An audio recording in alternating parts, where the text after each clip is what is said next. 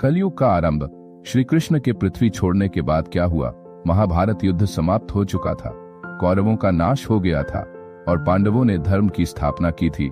लेकिन श्री कृष्ण जानते थे कि यह व्यवस्था स्थायी नहीं रहेगी। वे स्वयं विष्णु के अवतार थे और उनका पृथ्वी पर कार्य पूरा हो चुका था। जैसे ही श्री कृष्ण ने इस संसार को छोड़ा, वैसे ही कलयुग ने अपनी पहली दस्तक दी। श्री कृष्ण का स्वर्ग गमन प्रारंभिक संकेत द्वापर युग के अंत से पहले ही श्री कृष्ण ने संकेत दे दिए थे कि कलयुग निकट है। वे जानते थे कि उनके बाद पृथ्वी पर धर्म का क्षरण होगा। श्री कृष्ण का देह त्याग कैसे हुआ? एक दिन प्रभास क्षेत्र के जंगल में श्री कृष्ण पीपल के पेड़ के नीचे विश्राम कर रहे थे। तभी जरा नामक एक शिकारी ने उन्हें हिरण समझकर तीर चला दिया। वह तीर उसी लोहे के टुकड़े से बना था जो गांधारी के शाप के कारण एक मूसल में बदल गया था और बाद में टुकड़ों में बंट गया था। श्री कृष्ण ने मुस्कुराते हुए जरा को क्षमा कर दिया और ध्यान मग्न होकर इस संसार को छोड़ दिया।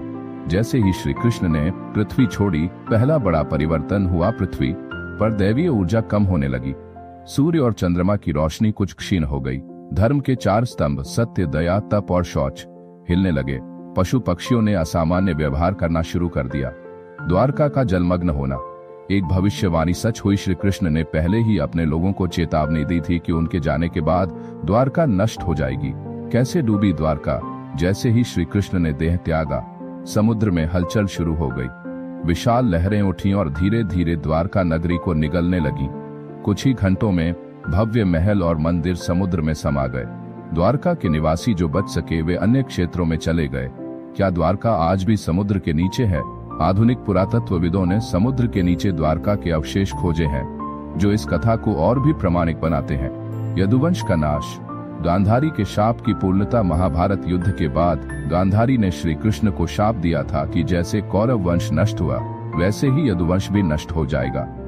कैसे हुआ यदुवंश का नाश? श्री कृष्ण के जाने से पहले ही यादवों के बीच आपसी कलह शुरू हो चुकी थी। एक दिन यादवों ने नशे में धुत होकर एक दूसरे पर हमला कर दिया। देखते ही देखते पूरे यदुवंश का अंत हो गया। बलराम भी ध्यान मग्न होकर अपने लोक चले गए। अब पृथ्वी पर श्री कृष्ण का कोई वंशज नहीं बचा था। यह कलयुग की शुरुआत का सबसे बड़ा संकेत था। अर्जुन की शक्ति का ह्रास